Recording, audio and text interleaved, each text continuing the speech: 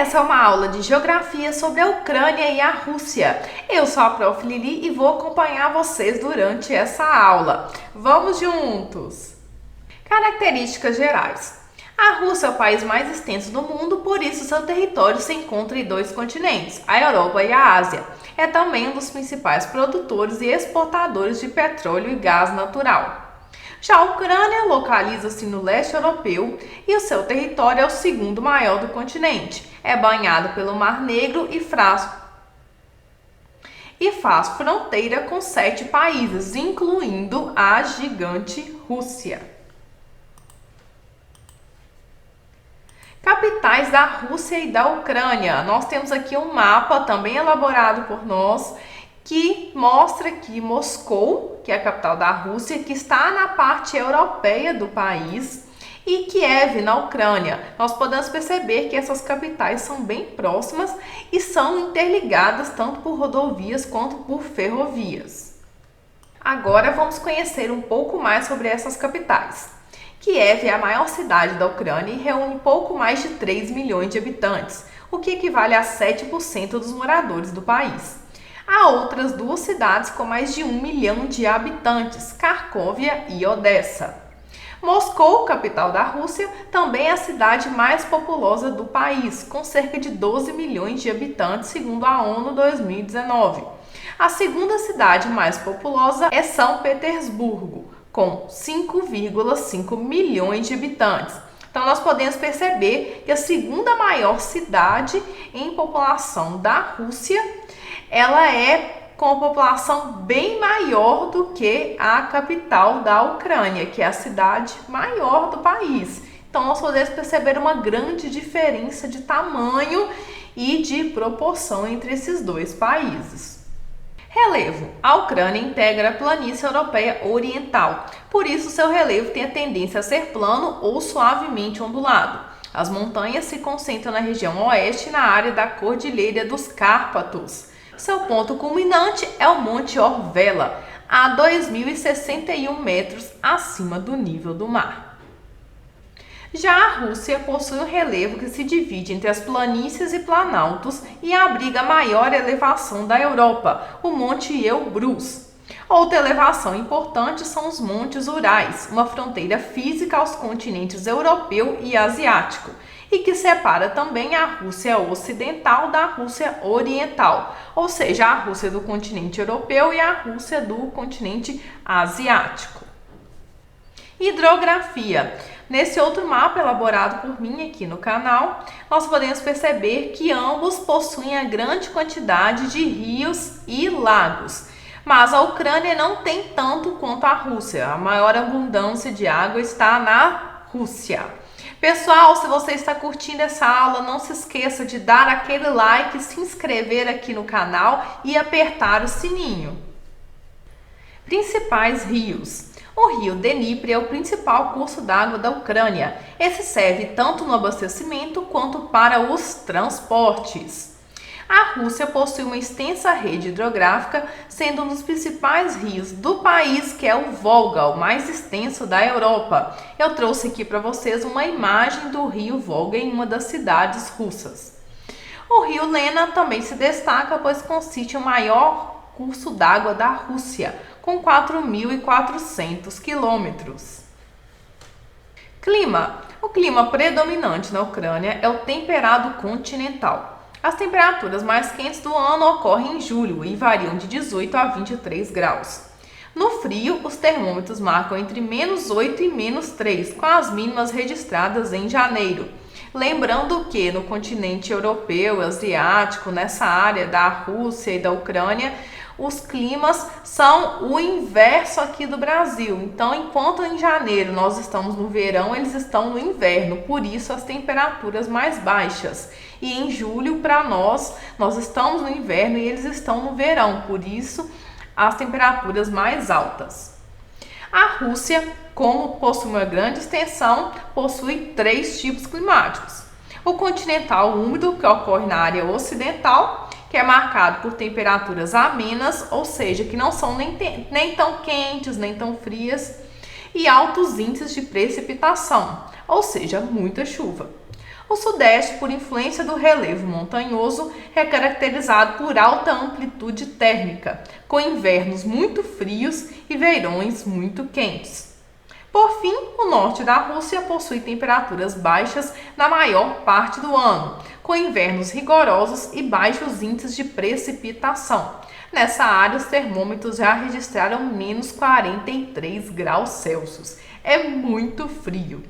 Igual aqui no Brasil, a gente tem esse costume de ter, às vezes, a casa de verão, né? A casa na praia. Eles têm também, os russos, a casa de inverno, que é o local que eles vão, em geral, quando o clima não está tão frio. Eles podem aproveitar essa localização. Por isso, mesmo que a Rússia seja um país muito extenso, uma grande área da Rússia não é praticamente habitada. Tanto que nós temos um grande vazio demográfico na área norte ou setentrional da Rússia. Vegetação. A vegetação da Ucrânia se divide em florestas mistas, que compreendem 1/3 da superfície da Ucrânia, zona de transição entre as florestas e as estepes, onde se encontra boa parte das terras agricultáveis do país, e, por fim, as estepes. Quanto à Rússia, a área norte do país é coberta de gelo e desprovida de vegetação, que é aquilo que eu acabei de comentar com vocês. Logo em seguida, há uma cobertura vegetal com espécies características dos biomas tundra e taiga. E nas latitudes mais baixas, encontram-se áreas cobertas por florestas deciduais. Demografia. A população da Rússia é cerca de 145 milhões de habitantes, sendo que a maioria vive na porção europeia do país. E, relembrando mais uma vez, nós temos uma grande área que é praticamente um vazio demográfico e outra área bastante ocupada, que é a porção europeia. Embora seja uma das maiores populações mundiais, ela possui uma baixíssima densidade demográfica, com apenas 8,9 habitantes por quilômetro quadrado. Então, ela possui uma grande população por causa do tamanho do país. Assim como o Brasil também é um país de grande proporção, então também possui uma grande quantidade populacional total. Porém, na hora que se divide o tamanho do país pela quantidade de pessoas, muitas vezes a densidade demográfica vai dar baixa, como o que acontece aqui na Rússia. A população total da Ucrânia é de cerca de 43 milhões de habitantes. Recentemente, o país apresentou uma taxa de crescimento populacional negativa, o que indica um decréscimo gradativo, ou seja, aos poucos, do número total de habitantes. Também é importante destacar que a imigração cresceu e já resulta em um saldo migratório negativo. Imagina agora, depois de toda essa questão da guerra, essa população vai diminuir ainda mais. E é importante destacar que a população da Ucrânia também vem envelhecendo e por isso também tem gerado esse decréscimo populacional, que é uma tendência europeia. Transportes. Ambos possuem uma grande malha ferroviária e rodoviária. A Rússia, assim como o Brasil, é um país que investiu muito no sistema rodoviário. Por isso, o mapa de ferrovias que vocês estão vendo aqui logo abaixo, ele é bastante precário em relação ao território como um todo. Por isso, vocês podem perceber que não há tantas ferrovias no território russo como um todo. Porém, nós não podemos esquecer que a Rússia possui uma das maiores ferrovias do mundo e também tem uma grande área aqui, que é essa porção europeia, que está interligada com a Ucrânia e utiliza esse transporte de ferrovias. Vários países na Europa utilizam as ferrovias para o transporte de mercadorias e também de pessoas. Transportes. A rede de transporte urbano das cidades ucranianas é conhecida pelo elevado grau de integração intra e interurbana, assim como pelo preço baixo dos serviços, tornando-os acessíveis. O país dispõe de uma densa malha rodoviária e ferroviária, além dos oleodutos, os quais são utilizados para petróleo e derivados. Lembrando que tanto Rússia quanto a Ucrânia possuem um destaque nessas áreas de venda de petróleos e derivados ou do transporte. A Rússia é conhecida internacionalmente pela quantidade de aeroportos, rodovias e ferrovias. Em 2013, era o 5º país com maior número de aeroportos do mundo. a rede ferroviária com a terceira mais extensa do planeta. Outro destaque é a Transiberiana, que é a ferrovia mais extensa do mundo. Tanto que você demoraria de cerca de 7 a 8 dias para conseguir percorrer toda a Transiberiana da Rússia. Economia. A Ucrânia é uma das principais economias do leste europeu e apresenta um PIB de 203,93 bilhões de dólares. Na última década, uma crise política interna e os conflitos com a Rússia geraram uma desaceleração e até mesmo um encolhimento da economia ucraniana, que agora vai passar aí novamente por mais problemas devido à guerra.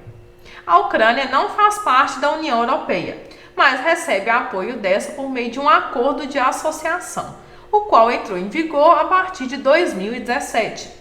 A Rússia e a China são os principais parceiros comerciais da Ucrânia. Novamente, a Ucrânia, com essa guerra, está tendo problemas com seu principal parceiro comercial, que é a Rússia. Então, ela vem sendo muito prejudicada.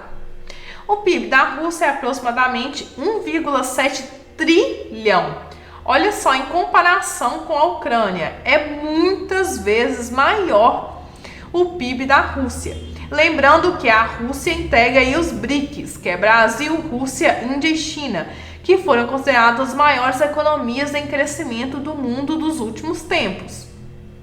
Mais de 60% desse valor são correspondentes ao setor de serviços, onde se concentra a maior parcela da mão de obra do país. A indústria extrativista russa é produtora de metais, compostos químicos, petróleo, carvão e gás natural. Cultura. A cultura russa é constituída da diversidade de grupos étnicos que formam a população do país, traduzindo-se na variedade de línguas faladas, religiões praticadas e também manifestações culturais. E a história de formação territorial da Ucrânia e sua posição geográfica, que está em transição e próximo de vários países, tiveram um papel fundamental na composição de sua cultura, uma vez que ela apresenta muitos elementos em comum com os países vizinhos.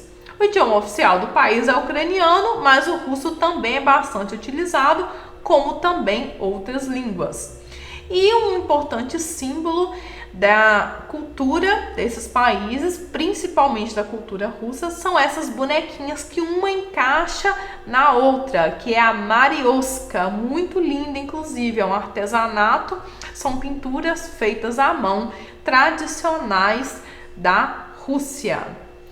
Ok, pessoal, espero que tenham gostado dessa aula. Se quiserem saber mais, querem saber outras informações, mandem aí para mim nos comentários. Não se esqueça de se inscrever para acompanhar mais informações e vejam aí também a aula de história desses países que vai sair hoje logo em seguida.